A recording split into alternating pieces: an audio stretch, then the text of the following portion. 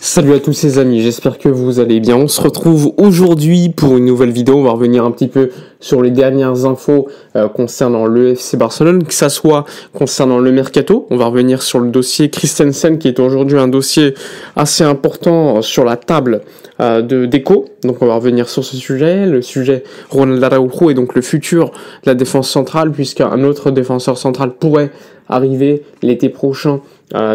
Direction Barcelone, on va revenir également sur ce sujet, et puis plus globalement sur quelques informations concernant le gardien de Szczesny, le gardien polonais qui a été signé l'été dernier, il y a quelques semaines en fait, et on va revenir sur des informations relatives au stade. Alors c'est parti, on y va. Alors, comme je vous l'ai dit, on va débuter par le dossier de la vidéo. C'est Andreas Christensen, le joueur danois qui est aujourd'hui blessé depuis déjà quelques semaines, quelques mois, on peut le dire, qui a permis d'ailleurs, lui-même toujours inscrit, à Dani Olmo d'être inscrit jusqu'au 31 décembre. Donc le Barça, pour pouvoir inscrire Dani Olmo à partir de janvier, doit générer du fair play. Il faut savoir que dès lors que Andreas Christensen sera de retour, il pourra jouer, tout comme Dani Olmo, ça c'est une certitude. La situation, elle est compliquée. Pourquoi ? Parce que Christensen est un joueur dont le contrat se termine en été 2026. Hansi Flick compte beaucoup sur la défense centrale qu'il a actuellement, c'est-à-dire Cubarsí et Inigo Martinez, dont le contrat sera prolongé d'une saison supplémentaire, c'est-à-dire jusqu'en été 2026, un petit peu comme Robert Lewandowski. Tu y ajoutes Ronald Araujo qui sera de retour, Eric Garcia, et probablement un autre défenseur central dont j'évoquerai un peu plus tard le nom. Et donc, Andreas Christensen, dont le contrat se termine en 2026, est un élément qui peut apporter du fair play, tout simplement, vu qu'il a une valeur assez importante, assez intéressante, internationale, qui intéresse beaucoup au niveau de la Première Ligue, et surtout, c'est un joueur qui, arrivé libre, pourrait te générer du fair play de manière assez intéressante. Alors, il faut savoir qu'aujourd'hui, la situation, c'est qu'il intéresse beaucoup de clubs anglais. C'est un joueur qui, pour l'instant, est assez souvent blessé, malheureusement. Parfois, on ne comprend pas pourquoi, mais il est blessé. Talon d'Achille oblige. Il faut savoir également que le Barça l'aime beaucoup. Néanmoins, ils ne sont pas prêts à prendre le risque. Il y a quelques semaines, quelques mois, on parlait d'une potentielle prolongation de contrat, mais la situation d'Inigo Martinez a un petit peu changé celle-ci. Alors, il faut savoir que je suis obligé de vous parler du potentiel défenseur central qui pourrait arriver l'été prochain, c'est-à-dire Jonathan Tah, qui intéresse beaucoup le Bayern, le Barça et d'autres clubs, mais normalement ça devrait se jouer entre le Bayern et le Barça, son agent étant Pini Zahavi, Hansi Flick, etc. Les liens sont quand même assez rapides. Eh bien, si tu signes Jonathan Tah, qui a quand même, je crois, 28-29 ans, eh bien, il pourrait remplacer Andreas Christensen sur le papier, parce que sur le papier, ça ferait 5 défenseurs centraux. Je n'oublie pas que pour moi, Andreas Christensen est un défenseur central très sous-estimé. Pour moi, l'une des meilleures recrues tout simplement de l'ère Laporta et de loin. C'est un joueur toujours intéressant qui a pu jouer numéro 6 l'année dernière, qui a bien aidé. Même en défenseur central, à un moment donné, je crois qu'il y a une saison, peut-être 2022-2023, où pour moi c'était le meilleur en défense centrale. Donc je ne le sous-estime pas du tout, loin de là. J'ai même tendance à le considérer très haut. Eh bien, le Barça souhaiterait tout simplement qu'il parte et l'a mise sur le marché afin de générer du fair play.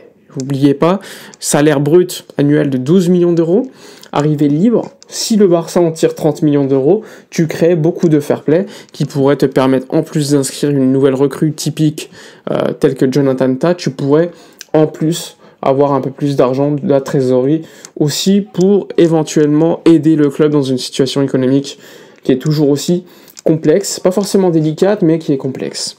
Donc, le dossier Christensen, il faudra le suivre lors des prochaines semaines, parce qu'on le sait, normalement, ça devrait se passer en été plutôt qu'en janvier, mais je n'écarte rien. Il faut savoir que le Barça a du boulot d'ici décembre pour pouvoir inscrire Dani Olmo et Pau Victor sans qu'il y ait de blessés, parce qu'on a utilisé la blessure longue durée de Christensen pour inscrire Dani Olmo.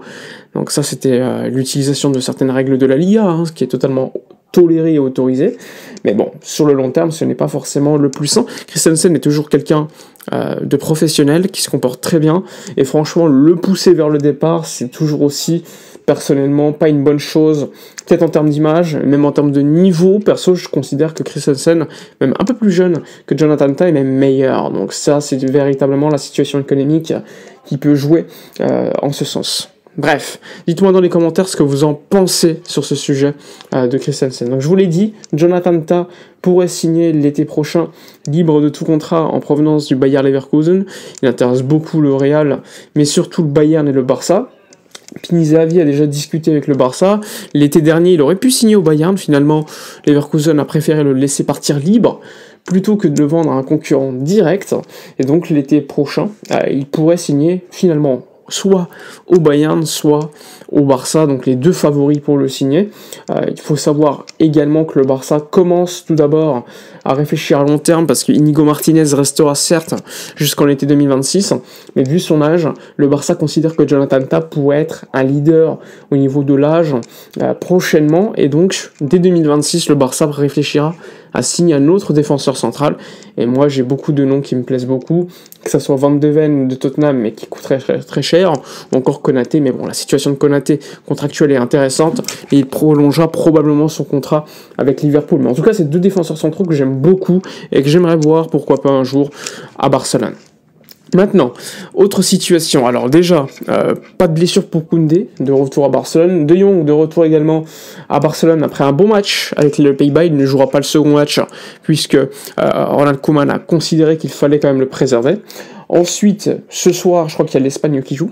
Il faudra voir Pedri qui devrait être titulaire, Dani Olmo aussi, qui vont jouer déjà un premier match. Pas beaucoup de temps de jeu pour Pedri et Casado, mais ils ont été intéressants. D'ailleurs, Casado devrait être titulaire ce soir. Donc, à voir également la gestion que Luis de la Fuente aura et s'il n'y aura pas de blessure. Mais en tout cas, au niveau du Barça, pour l'instant, il n'y a pas de casse. On le sait, le Barça, après la trêve, doit aller au Celta, un match compliqué, sans Lamine Yamal titulaire peut-être, qui sera sur le banc. Donc là aussi, il faudra voir la gestion. Du côté de Rafinha, il joue avec le Brésil, il a marqué un beau coup franc lors du premier match. Je crois que c'était contre le Paraguay, enfin peut-être que je me trompe, je sais plus, mais en tout cas, le Brésil avait fait un match nul. Donc un beau but de Rafinha. À voir donc le second match qui lui reste avec le Brésil avant de retourner à Barcelone. Maintenant, parlons du stade. Le stade de Montjuïc, qui pour l'instant accueille toujours le Barça, il est prévu qu'au mois de février, le Barça aille au Spotify Camp Nou de nouveau, mais bon, à chaque fois on nous dit janvier, février, à la base c'était novembre, puis décembre, donc là aussi, aucune certitude, les travaux avancent plutôt bien, c'est intéressant de les voir de l'extérieur, d'ailleurs les sièges commencent à s'installer, mais bon, on est loin de la fin des travaux, qui je le rappelle se termineront fin 2026, et à chaque jour de retard, fin 2026, l'IMAC Construction devra indemniser le FC Barcelone. Mais d'ici là, pour l'instant, aucune certitude concernant la date de retour. On sait que Montjuïc ne pourra pas être utilisé à partir du mois de mai.